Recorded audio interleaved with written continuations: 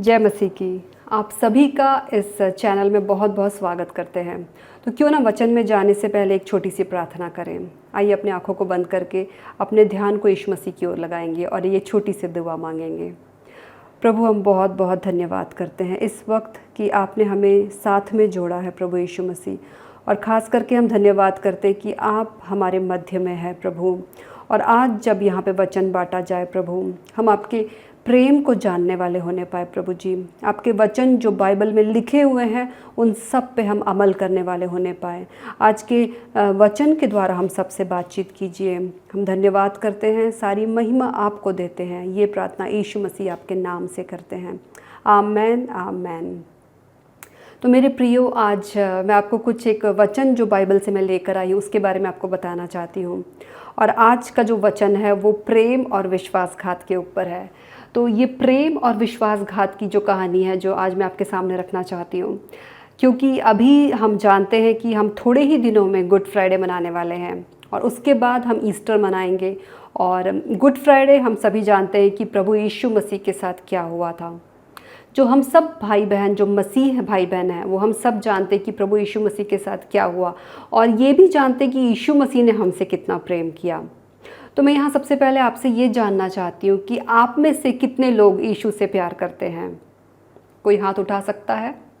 एक छोटी सी एक बात बताना चाहूँगी कि हम महिलाओं की आदत होती है कि हम लोग क्या करते हैं, हमेशा अपने पति से पूछते हैं कि आप मुझसे कितना प्यार करते हैं, मुझसे कितना प्यार करते हैं। तो मुझे एक महिला की बात याद आती है। वो महिला पूछती है अपने पति से कि आप मुझसे कितना प्यार करते हैं, मुझे बताइए करके। तो वो उसका पति बहुत परेशान हो जाता है, क्योंकि हर समय वो यही प्रश्न पूछा करती थी कि आप मुझसे कितना प्यार करते हैं, मुझे बताइए।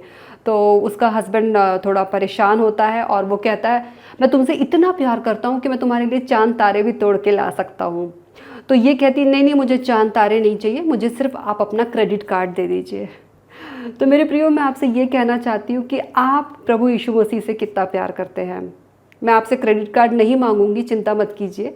और मैं आपसे सिर्फ इतना ही पूछना चाहती थी कि आप अगर प्रभु यीशु मसीह से प्यार करते हैं तो उसमें कोई कंडीशन अप्लाई मत कीजिए, और ना ही प्रभु यीशु मसीह आपके लिए कोई कंडीशन लाने के लिए कहता है, क्योंकि वो एक अद्भुत प्रेम करने वाला परमेश्वर है। बाइबल बताती है कि यूहन्ना का 3:16 कहता है कि परमेश्वर ने जगत से इतना प्रेम किया कि उसने अपने इकलौते पुत्र को हमें दे दिया। और ये वही यीशु मसीह है जो आया और सूली पे चढ़ाया गया।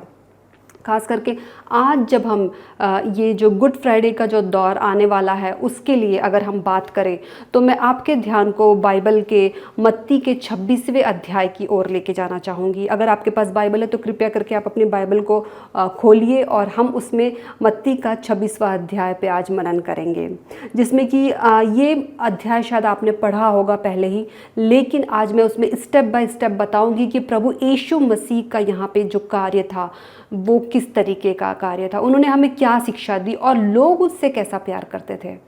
खास करके आज आपको मैं बताना चाहूँगी कि एक महिला का जिक्र किया गया है इसमें, और वो महिला जो है मत्ती के 26वें अध्याय में अगर आप पढ़े, उसका जो 6वें से अगर आप पढ़े तो उसमें आप जानेंगे कि यीशु जो था वो उन्होंने क्या किया। वो हम बैतनिय्याह में शमौन कोढ़ी के घर गया और वहाँ पे उसने क्या किया, उसके घर में जाके वो भोजन कर रहा था।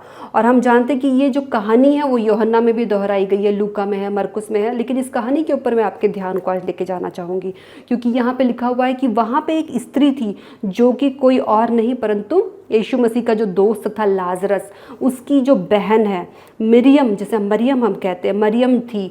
उन्होंने क्या किया, जब यीशु मसीह भोजन कर रहे थे उसने क्या किया, यीशु मसीह के लिए संगमरमर के जो जाटमस का जो इत्र का जो जार होता है वो जार लाई, और उसमें जो वो बहुत ही बहुमूल्य इत्र को लेकर आती है और उस इत्र को लाती है, अगर हम उसे कहें तो इंग्लिश में एक बहुत ही एक्सपेंसिव वो इत्र था।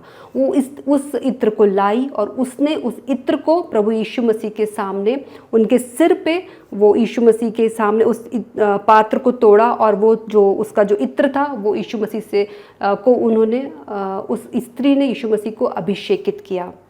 और साथ ही वो उसने यूहन्ना में अगर आप पढ़े इसके बारे में, यूहन्ना का 12वां अध्याय अगर आप पढ़े तो उसमें आप देख सकते हैं कि इस स्त्री ने क्या किया, उस जो जार था जिसे हम एल्बेस्टर जार कहते हैं, उस जार को वहाँ पे तोड़ा और उसने यीशु मसीह के पैरों को भी उससे इत्र को लगाया और उससे अपने बालों से यीशु मसीह को पैरों को वो साफ पोंछने लगी। और वही इत्र को उन्होंने उनके सिर पे भी तोड़ा और मतलब कि सिर पे इत्र लगाया।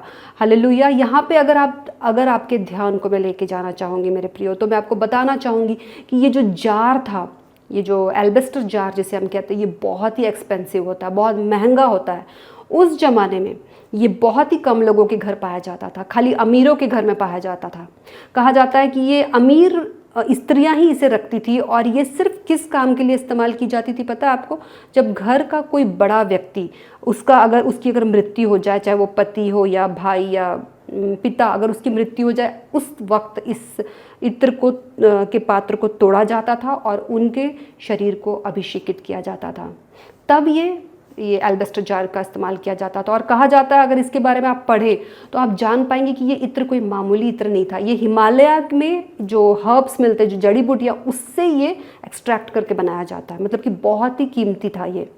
तो जब उसने ये कार्य किया तब आपको पता है वहाँ पे क्या हुआ? वहाँ पे कुछ चेले बैठे थे और उसमें से एक चेले ने कहा कि इस इत्र को तूने यहाँ पे वेस्ट कर दिया, तूने बर्बाद कर दिया। अगर आप इंग्लिश के बाइबल में पढ़ें तो आप उसमें लिखा हुआ है कि तूने why did you waste this, ऐसा पूछता है वो, तूने इसको क्यों बर्बाद कर दिया? इसको तो तू वो उनका जो चेला था वो कहता है कि इसे तू कई सारे पैसों में बेच सकती थी और कंगालों को जाके तू भोजन करा सकती थी, परंतु तूने ऐसा नहीं किया।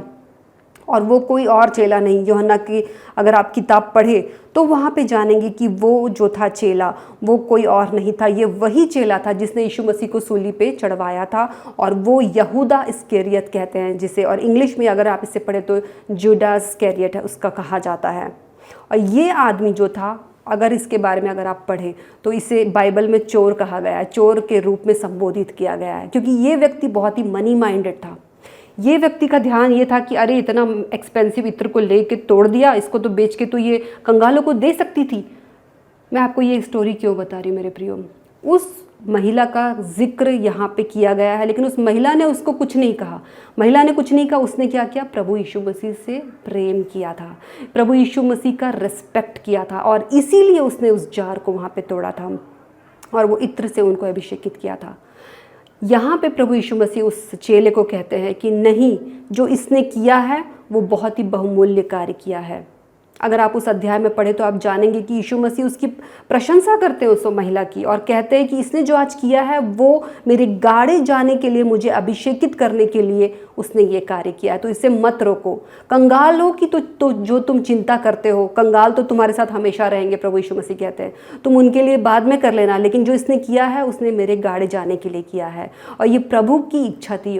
मैं यहाँ पे आपको ये इसलिए बता रही हूँ मेरे प्रियो कि कई बार हम यीशु मसीह की जब सेवा करते हैं तो कई लोग आएंगे हमें डिस्करेज करेंगे, जैसा कि इस स्त्री ने जब प्रभु यीशु मसीह की सेवा की तब वो जूडा इस्करियत ने क्या किया? उसकी प्रशंसा करने की जगह उसकी बुराई की, उसे रोकने की कोशिश की। परंतु यीशु मसीह कहता है जो इसने किया वो मेरी नज़रों में अनमोल है। हालेलुया। जब हम अपने कार्य को यीशु मसीह के लिए रिप्रेजेंट करते हैं, जब हम प्रभु यीशु मसीह की सेवकाई में आगे बढ़ते हैं, हो सकता है जब इस वचन को देख रहे हैं तो प्रभु आपसे बातचीत करे। हो सकता है आप अपने किसी कलीसिया में एक छोटा सा वॉलंटियर के रूप में कार्य करते होंगे और आप सोचते होंगे कि मेरी तो कोई प्रशंसा नहीं करता, मेरे बारे में तो कोई कुछ बोलता नहीं, पास्टर भी मेरी तारीफ नहीं करते। कई बार ऐसा होता है क्योंकि सभी लोग अपने अपने कार्यों में व्यस्त होते हैं। लेकिन मेरे प्रियो, आप निराश ना होइए, क्योंकि प्रभु जो है आपको देख रहा है और आपके हर एक कार्य प्रभु की नज़रों में अनमोल है। और यहाँ पे आपको कई लोग आएंगे आपको सताने के लिए। वो लोग बोलेंगे कि जूडा इस्करियत की तरह आपके पास आएंगे और वो लोग आपको डिस्करेज करेंगे, आपको प्रोत्साहित करने की जगह आपको निराश करेंगे। बोलेंगे तू ये क्या कर रही है, तू तो ये व्यर्थ कर रही है, तू तो इसके जगह पे तू और गरीबों को खाना खिला सकती थी, तू यहाँ पे वो कर सकती थी। कई बार हम जब अपना दशमांश देने के लिए जाते हैं लोग हमें रोक देते हैं। और ये जो चेला था कोई और नहीं था, ये कोई अविश्वासी चेला नहीं था, ये वही विश्वासी चेला था जो यीशु मसीह के साथ सारा टाइम घूमता रहता था। यीशु मसीह के सारे आश्चर्य कर्मों को उसने देखा था। ये कोई अविश्वासी होता तो चलिए हम बात मान लेते, परंतु आप जानते कि ये एक विश्वासी चेला था। और इसने क्या किया, इसने देखा कि इतना सब होने के बाद भी वो उस महिला को वो डिस्करेज करने लगा। तो आपके जीवन में भी कई लोग आएंगे, लेकिन आप याद रखिए कि आपका प्रेम यीशु मसीह की नज़रों में बहुत अनमोल है।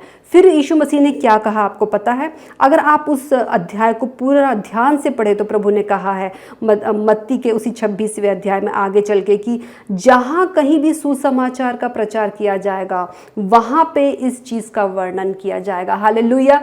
मतलब कि प्रभु आपके हर एक छोटे बड़े कार्यों को देख रहा है और आपके कार्य प्रभु की नज़रों में अनमोल है और आप उनकी नज़रों में अनमोल है। तो कभी भी आप डिसअपॉइंट ना होइए, आपका प्रेम यीशु मसीह जो है वो देख रहा है। ये तो हुई हमारी जो प्रेम की कहानी जो प्रभु यीशु मसीह के लिए है। मेरे प्रियो, आज जैसे मैंने कहा प्रेम और विश्वासघात के ऊपर हम बात कर रहे हैं। मैं आपको एक और चीज़ बताना चाहती हूँ कि इसी अध्याय को जब आप आगे पढ़ें तो आप देखेंगे कि प्रभु यीशु मसीह ने किस तरीके से हम लोगों से प्यार किया। यहाँ तो उस महिला ने प्यार, अपने प्रेम को और अपने रिस्पेक्ट को प्रभु के लिए बताया, लेकिन प्रभु यीशु मसीह ने हमसे कैसा प्रेम किया, अनोखा प्रेम, उसके बारे में आपको मैं बताना चाहती हूँ कि जब इस अध्याय को आप अगर आगे पढ़े तो आप देखेंगे कि प्रभु यीशु मसीह जो है वो अपने चेलों के साथ आगे चल के जब वो एक अंतिम भोजन की तैयारी करते हैं, वहाँ पे मैं आपके ध्यान को लेके जाना चाहूँगी। और यहाँ पे मैं आपको बताना चाहूँगी कि प्रभु यीशु मसीह का कैसा अद्भुत प्रेम था। जैसे कि आपने सुना होगा कि हम लास्ट सपर कहते हैं या अंतिम भोज कहते हैं, उसके बारे में मैं आपके ध्यान को लेके जाना चाहूँगी।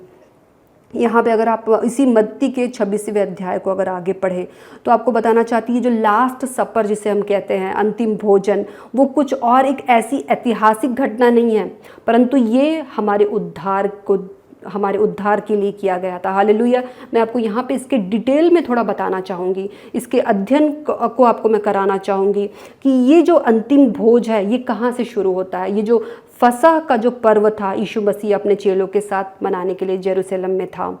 और तब ये फसह का पर्व क्यों मनाया जाता था? हो सकता है कि हम में से कई लोगों को पता ना हो। मैं आपके ध्यान को वहाँ लेके जाना चाहती हूँ, क्योंकि जो फसह का जो पर्व था वहाँ पे ये कहा जाता है कि ये निर्गमन में, अगर आप अपना ध्यान पुराने नियम में लेके जाए, जहाँ पे निर्गमन का 12वां जो अध्याय है, अगर आप उसमें अपने ध्यान को लगाए तो वहाँ पे आप देखेंगे कि वहाँ पे क्या हो रहा था कि इज़राइल के लोगों को परमेश्वर जो है छुड़ा के लेके जा रहा था मिस्र देश से। और प्रभु वहाँ पे उनको कहता है कि तुम्हारा जाने का समय आ गया है। और प्रभु उनको कुछ खास इंस्ट्रक्शंस देते हैं, खास बातें बताते हैं, महत्वपूर्ण बातें जो हम सबको जाननी बहुत ज़रूरी है, क्योंकि हम मसीह भाई बहन हैं। हमें पता रहना चाहिए कि हम वो फसह के पर्व से लेकर अंतिम भोजन तक की स्टोरी आपको पता होनी चाहिए। इसलिए मैं आपके ध्यान को वहाँ लेके जाना चाहती हूँ, क्योंकि यहाँ पर परमेश्वर के अद्भुत कार्य को आप जान पाएंगे। मेरे प्रियो, आपको बताना चाहती हूँ कि निर्गमन का जो 12वां अध्याय है वहाँ पे बताया गया है कि प्रभु ने इज़राइल के लोगों से कहा कि तुम अख़मीरी रोटी जो है उसको तुम बनाना। वहाँ पे उसमें कोई खमीर मत डालना कहा, क्योंकि खमीर हम सभी जानते हैं कि वो पाप को, सिन को प्रदर्शित करता है। और उन्होंने कहा कि अख़मीरी रोटी को तुम बनाना और जिसमें कि कोई खमीर नहीं होना चाहिए। और इस अख़मीरी रोटी को तुम किसके साथ खाओगे? कड़वे पत्तों के साथ, कड़वे सागपात के साथ खाना, बाइबल बताती है निर्गमन का, अगर आप 12वां अध्याय पढ़े तो। और साथ ही वहाँ पे नमक का पानी था और साथ ही एक बलिदान का मेमना था। और इसमें कहा गया है, इस अध्याय को अगर आप ध्यान से पढ़े तो आप उसमें जानेंगे कि जो बलिदान का जो मेमना था, वो मेमना क्या था, उसे कैसे बनाना था। उसे पूरा सिर पाँव के साथ, अतड़ियों के साथ उसे जला करके कहा गया था कि इजरायलियों को खाने के लिए। कोई उसमें से उसको तोड़ के, काट के, सब्जी पका के या रस्से में, पानी में पकाना नहीं था। बाइबल बताती है, उन्होंने कहा था कि इस मेमने को तुम सिर पाँव के साथ, अतड़ियों के साथ भूंज कर तब खाना, कच्चा या जल के साथ ना खाना। मेरे प्रियो, ये सारी चीज़ें किसी चीज़ को रिप्रेजेंट करती है। जैसे कि मैंने कहा अख़मीरी रोटी जो है वो मिस्र देश में जो लोगों ने मतलब कि उनको पापों से छुड़ा के प्रभु जो है एक नई ज़िंदगी देने जा रहा था, इसलिए उन्होंने कहा अख़मीरी रोटी को लेना। साथ ही उन्होंने कहा कड़वे सागपात के साथ इसे खाना है। और कड़वे सागपात के साथ क्यों खाना है? क्योंकि कड़वा सागपात हमें याद दिलाता है कि जिस कड़वाहट में वो जी रहे थे, अपने अपने पीढ़ा से वो गुजर रहे थे इज़राइल के लोग, उसको प्रदर्शित करता है। नमक का पानी ये प्रदर्शित करता है कि उन्होंने जो आंसू बहाए हैं, खास करके आंसू बहाए, और लाल समुद्र को रिप्रेजेंट करता है। और साथ में जो बलिदान का जो मेमना था जिसको उनको काटना था, खाना था, जलाना था, उस मेमने को यहाँ पे बताया गया है कि उस मेमने का जो खून था, प्रभु कहता है, प्रभु यहोवा कहता है, उस खून को तुम अपने डोर पोस्ट पे लगाना, ताकि जब जब एंजल ऑफ डेथ यानी कि जो मृत्यु की जो एंजल है, जो आएगा स्वर्गदूत, वो जहाँ जहाँ पे इस खून को देखेगा डोर पोस्ट में, वहाँ पे वो उसके घर पे नहीं जाएगा, क्योंकि ये लहू प्रदर्शित करता है कि वो लोग जिन्होंने लहू को डोर पोस्ट पे लगाया है वो प्रभु यीशु, प्रभु परमेश्वर को मानने वाले लोग हैं। हालेलुया। और यही चीज़ को फसह का पर्व के रूप में मनाया जाता था, और यही फसह का पर्व जो है काफ़ी सालों तक मनाया गया। बाइबल बताती है, निर्गमन में लिखा हुआ है कि तुम ये सारा चीज़ जो तुम करोगे, ये सारा चीज़ जो है ये सारा एक अपने परिवार को, अपने आने वाली जनरेशन्स तक होने देना। बाइबल बताती है निर्गमन के 12वें अध्याय में, और कहा गया है कि इसको तुम अपने जनरेशन्स तक मनाते रहना, ताकि सभी लोग मेरे स्मरण के लिए सब कुछ करना, ये सब लिखा हुआ है। लेकिन जब यीशु मसीह जब ये फसह का पर्व मना रहा था, तो उन्होंने क्या लिया अपने जो टेबल में, जिसे हम कहते हैं लॉर्ड्स टेबल, वहाँ में उन्होंने क्या लिया? उन्होंने रोटी ली जो कि अख़मीरी रोटी थी, और दाखरस लिया जो कि लहू को रिप्रेजेंट करता है। और यहाँ पे मेमना कहाँ था? लेकिन मेमना कोई और नहीं परंतु यीशु मसीह खुद था। यीशु मसीह खुद मेमना बना। हालेलुया। और उनके लहू के द्वारा हम सबको छुटकारा मिला। उस दिन के बाद, इसलिए उसे लास्ट सपर कहा जाता है, उस दिन के बाद से फसह का जो पर्व होता है उसमें फिर से इज़राइल के लोगों को याद करने की ज़रूरत नहीं, क्योंकि अब परमेश्वर ने एक नई बाचा बांधी थी यहाँ पे। इसलिए यहाँ पे कहा जाता है कि परमेश्वर ने एक नई बाचा को बांधा। और अगर आप पहला कुरिन्थियों का अगर 11वां का 23वां वचन पढ़े तो प्रभु कहता है कि ये सारी बाचा को उन्होंने फिर से वहाँ पे बताया गया है। और वो प्रभु कहता है कि उन्होंने रोटी ली, धन्यवाद की और रोटी को तोड़ा, और उसके बाद उन्होंने दाखरस लिया। उन्होंने कहा कि ये रोटी और दाखरस जो है मेरे स्मरण के लिए तुम यही किया करो। और इसी रीति से उन्होंने बियारी के पीछे एक कटोरा भी लिया और कहा, ये कटोरा मेरे लहू की एक नई वाचा है, और जब भी तुम इसे पीते हो मेरे स्मरण के लिए तुम यही किया करो। तो मेरे प्रियो, हम ये सब चीज़ किस लिए करते हैं? क्योंकि प्रभु के स्मरण के लिए। ये क्यों ज़रूरी है? मैं आपको बताना चाहती हूँ कि जो यीशु मसीह ने सूली पे अपने आप को जो दे दिया, वो एक मामूली चीज़ नहीं, वो एक मेमना खुद बना, और वो एक मामूली चीज़ नहीं थी। और जो प्रभु का जो ये जो सैक्रिफाइस है वो हमें याद करना चाहिए। जब हम होली कम्युनियन लेते हैं, जिसे हम प्रभु भोज कहते हैं, उससे आप मामूली रूप से ना लीजिए। बाइबल बताती है कि पहला कुरिन्थियों का 11वां का 23 में लिखा हुआ है कि इसीलिए जो कोई अनुचित रीति से प्रभु की रोटी खाएगा और उस कटोरे में से पिएगा, वह प्रभु की देह और लहू का अपराधी ठहरेगा। मेरे प्रियो, यहाँ पे आपके ध्यान को मैं 2 चीज़ों की ओर लेके जाना चाहती हूँ। एक तो ये, अगर आप इस होली कम्युनियन को, लॉर्ड्स टेबल जिसे हम कहते हैं, प्रभु भोज को अगर आप लेते हैं, तो इसमें या तो आपको आशीष मिलेगी या तो आप दंड के भोगी होंगे। क्योंकि बाइबल बताती है अगर आप अनुचित रूप से, अनुचित रीति से अगर आप प्रभु भोज लेते हैं तो आप अपराधी ठहरेंगे। और अगर आप उसे रेस्पेक्ट करते हैं, अगर आपने प्रभु यीशु मसीह को अपना उद्धारकर्ता स्वीकार किया है, प्रभु यीशु मसीह को अपना हृदय दिया, आप उसे अपना परमेश्वर मानते हैं, तो आप ये इसे ले सकते हैं। मैं यहाँ पे इसलिए बात कर रही हूँ क्योंकि कई लोग अनुचित रीति से लेने का मतलब क्या है? इसका मतलब ये है कि जिस दिन हम होली कम्युनियन लेते हैं, रोटी और दाखरस लेते हैं, कई बार क्या होता है, हम ले लेते हैं, चर्च जाते हैं, हम लेते हैं और उसके बाद घर आके कुछ ना कुछ पाप करते हैं। या तो हम बियर बार, कुछ लोगों को मैंने देखा है, सुबह जाके कम्युनियन लेते हैं चर्च में, शाम को जाके बियर बार की पार्टीज़ में बैठे रहते हैं। या तो फिर चर्च से निकल के चुगलियाँ करते हैं, ठट्टे मारते हैं, गॉसिप करते हैं, दूसरों की खिल्लियाँ उड़ाते हैं, या फिर दूसरों को धोखा देने या चाल मतलब कुछ एक षड्यंत्र रचने की प्लानिंग करते हैं। तो अगर हम ये सब कर रहे हैं मेरे प्रियो, प्रभु कहता है कि अपने हृदयों को जांचिए। हमको अनुचित रीति से ये बिल्कुल भी ये चीज़ नहीं करना है, क्योंकि उसका अगर पहला कुरिन्थियों का 11वां का अध्याय जब हम पढ़े उसमें लिखा हुआ 28वें में, इसलिए मनुष्य अपने आप को जांचे और इसी रीति से इस रोटी में से खाए और इस कटोरे में से पिए। हालेलुया। हमें अनुचित रीति से इसे बिल्कुल भी नहीं लेना है मेरे प्रियो, क्योंकि यहाँ पे प्रभु यीशु मसीह का खुद का लहू बहाया गया है।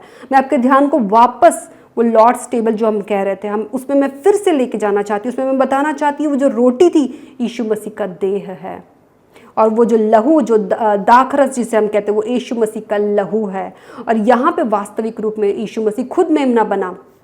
और ये सारी चीज़ जब वो यीशु मसीह अपने चेलों के साथ कर रहा था, जो मत्ती का जो 26वां अध्याय जिसका हम अध्ययन कर रहे हैं आज, वहाँ पे जब लॉर्ड्स टेबल में जब सारे चेले 12 चेले प्रभु यीशु मसीह के साथ बैठे थे, बाइबल बताती कि वो लोग सब एक ही थाली में से खा रहे थे। मतलब कि ऐसा लिखा गया है बाइबल में।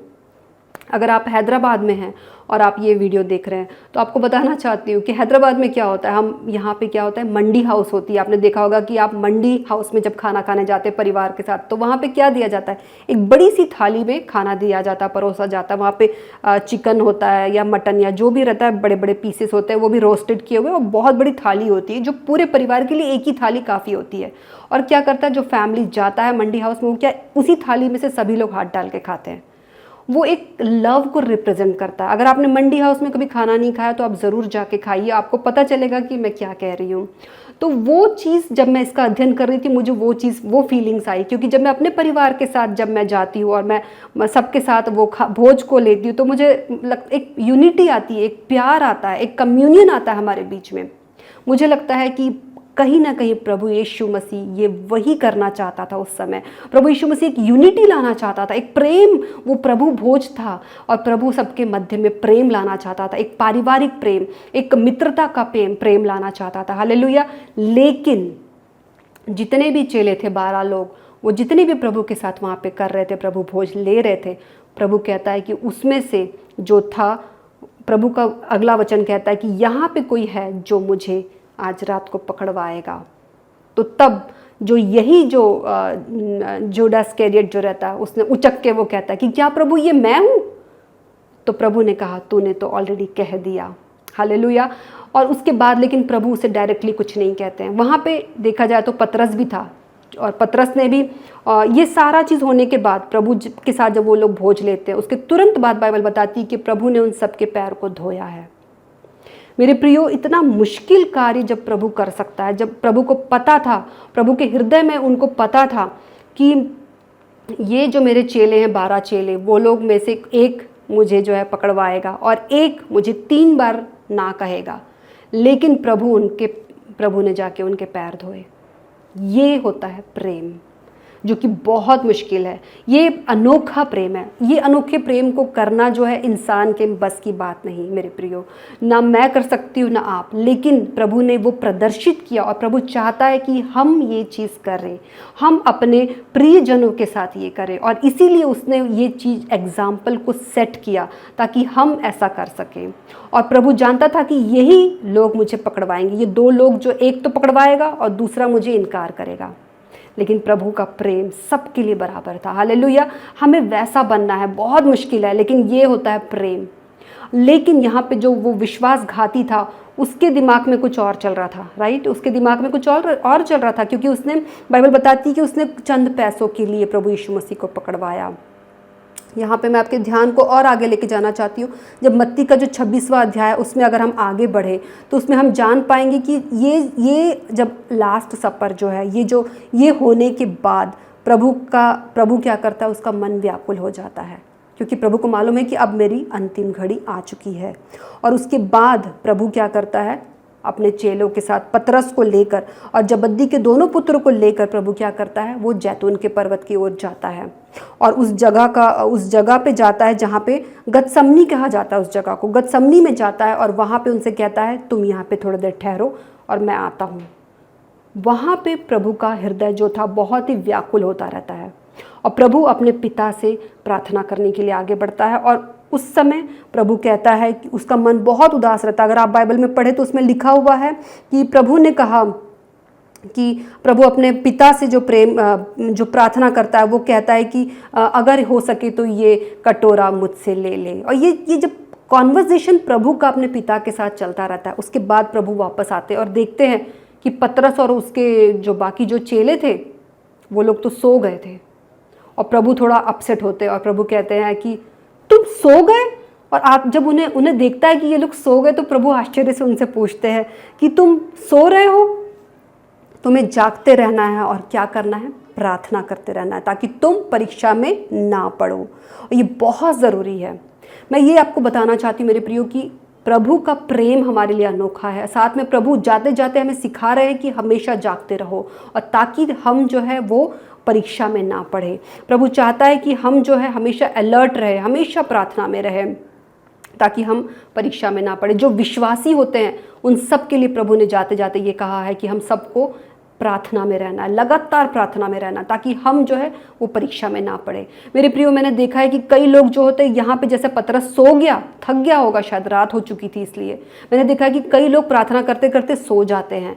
मैं फिजिकल सोने की बात नहीं कर रही मेरे प्रियो, यहाँ पे मैं स्पिरिचुअल यानी कि आत्मिक रूप से भी लोग सो जाते हैं। कई बार क्या होता है, हम प्रार्थना करते करते हमको नींद आ जाती, मतलब कि फिजिकल तो हम सो ही जाते हैं। कई बार हम देखते हैं कि अगर परमेश्वर से हमको उत्तर नहीं मिल रहा है तो हम अपनी आत्मा में सो जाते हैं, हम और मांगने की क्षमता नहीं होती। मैंने कई लोगों को देखा, वो लोग कहते हैं कि अब मेरा बहुत दिनों से मैंने प्रार्थना की, प्रभु ने कोई उत्तर नहीं दिया, इसलिए मैंने अब प्रार्थना करना छोड़ दिया। कई महिलाओं को मैंने देखा है, वो लोग कहती कि मेरा पति, मैंने उसके लिए काफ़ी दिनों से मैं प्रार्थना कर रही हूँ कि वो ठीक हो जाए, वो पीना छोड़ दे और वो मुझे मारना छोड़ दे, वो मुझे सताना छोड़ दे, मुझे पैसा नहीं देता और मैंने थक गई। तो वो लोग क्या करती है, प्रार्थना करती है और देखती कि पति तो बदल नहीं रहा, तो पति को ही बदल देती है। मेरे प्रियो, ये नहीं करना है। हमें ये करना है जो प्रभु चाहता है, हमें लगातार प्रार्थना करते रहना है।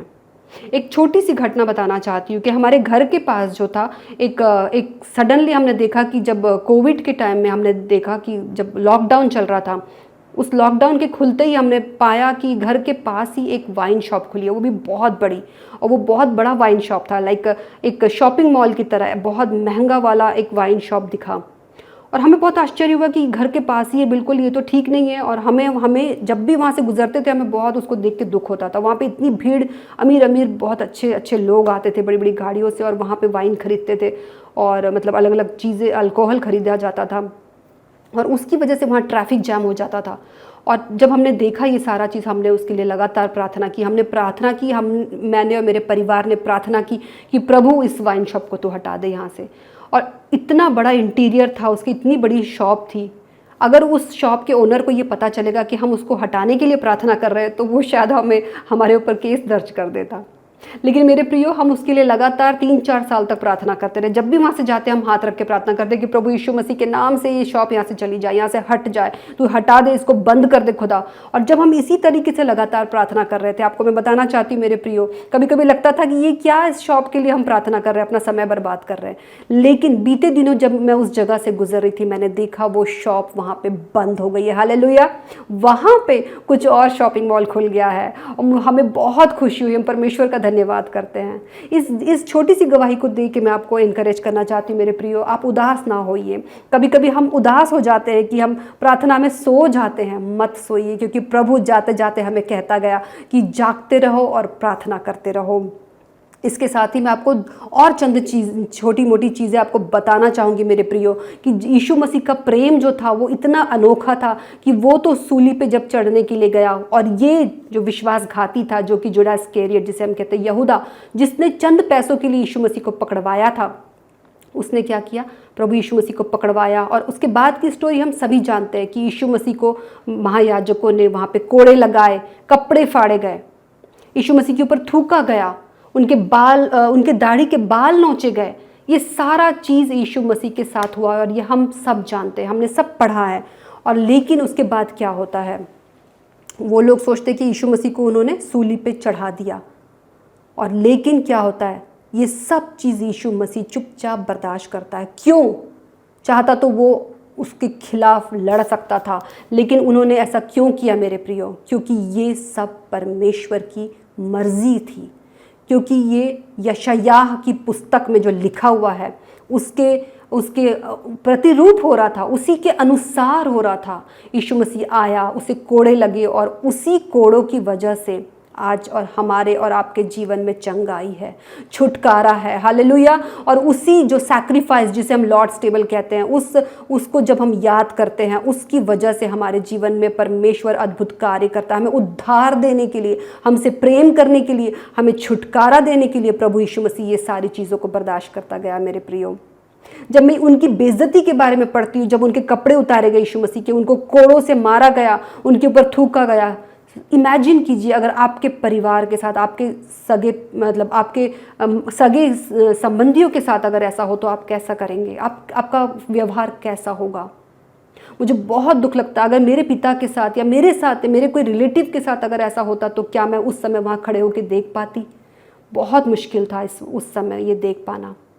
लेकिन आज भी आपको मैं बताना चाहती हूँ मेरे प्रियो कि आज यीशु मसीह को तो 2000 साल पहले लोगों ने सूली पे चढ़ा दिया, लेकिन आज भी वैसे लोग जिंदा हैं जो आपको और मुझे, जो कि यीशु मसीह पे विश्वास करने वाले लोगों को सूली पे चढ़ाने के लिए हमेशा तैयार है। वो लोग देखते रहते हैं, वो लोग वाट जोहते रहते हैं, जैसे कहते हैं कि वो लोग देखते हैं, कि वो लोग सोचते हैं कि कब वो लोग हमें सूली पे चढ़ाए, कब हमारे साथ वो लोग बुरा व्यवहार करें, कब हमारी बेइज्जती करें, क्योंकि वो लोग नहीं चाहते कि यीशु मसीह के नाम का प्रचार हो। पर मेरे प्रियो, प्रभु यीशु मसीह कहता है कि जब भी तुम ये रोटी और दाख रस से पीते हो, मुझे याद करो, ये सब कुछ मेरे रिमेम्बरेंस ऑफ मी, ये सब कुछ किया करो, कहता है प्रभु। और प्रभु का वचन तब तक प्रचार करो जब तक कि प्रभु आ नहीं जाता। हालेलुया। ये सारा कुछ प्रभु ने कहा है और हमें निराश नहीं होना है। हमारी भी बेइज्जती होती है कई जगह। जब हम यीशु मसीह में आगे बढ़ते हैं, हमें भी इंसल्ट का सामना करना पड़ता है। हाल ही में मैं आपको एक बात बताना चाहती हूँ मेरे प्रियो कि मेरी एक बहुत ही खास रिलेटिव है जो परमेश्वर में अभी उससे पता चला यीशु मसीह के बारे में, जब मैंने उसके साथ परमेश्वर के वचन बांटे और वो बहुत खुश हुई। उसने अपने जीवन में कुछ अद्भुत गवाहियों को पाया है और तब उसने कहा कि दीदी मुझे भी बाइबल चाहिए, बाइबल मुझे भी पढ़ना है। और जब मैंने उसे कहा कि ठीक है, तुम बाइबल, वहाँ पे नहीं मिलती थी उसके सिटी में, उसके शहर में जहाँ वो रहती है, तब मैंने क्या किया, मैंने उसको यहाँ से ऑनलाइन डिलीवरी करके, जो अमेज़ॉन की डिलीवरी करके मैंने उसे बाइबल भेजी।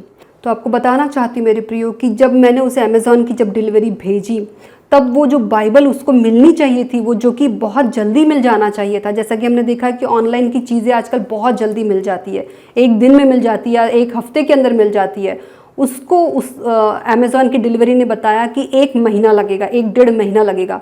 तो भी मैंने सोचा ठीक है, 1-1.5 महीने में तो कम से कम उसे मिल जाएगा। तो हम उस चीज़ का इंतज़ार कर रहे थे कि उसे बाइबल मिल जाए। और जब उसे वो बाइबल का पैकेट मिलता है, उसके 2-3 दिन के बाद जब मेरी उससे बातचीत होती है, तब मैंने उससे पूछा कि मैं आशा करती हूँ कि तुझे बाइबल मिल गई होगी। तब उसने कहा कि नहीं दीदी, मुझे तो बाइबल नहीं मिला, लेकिन मुझे पैकेट तो ज़रूर मिला। और पैकेट के अंदर आपको बताना चाहती हूँ कि बहुत ही आश्चर्य वाली चीज़ थी। तब मैंने पूछा उसमें क्या था, तो उसने बताया कि उसमें डायपर था, वो भी एक ही डायपर था और जिसका कोई पैकेट भी नहीं था। एक मुझे लगता है कि शायद किसी यूज्ड डायपर को उसमें पैक कर दिया गया होगा अमेज़ॉन के पैकेट में। और इतना इंसल्ट फील हुआ मुझे कि किसी ने उस बाइबल को, क्योंकि बाइबल तो ऑर्डर हुई थी, पैसे भी कट गए थे और बेचने वाले ने बाइबल को ऑलरेडी बेचा था उसमें, क्योंकि उसका ऑलरेडी काफ़ी सारे अच्छे रिव्यूज़ थे।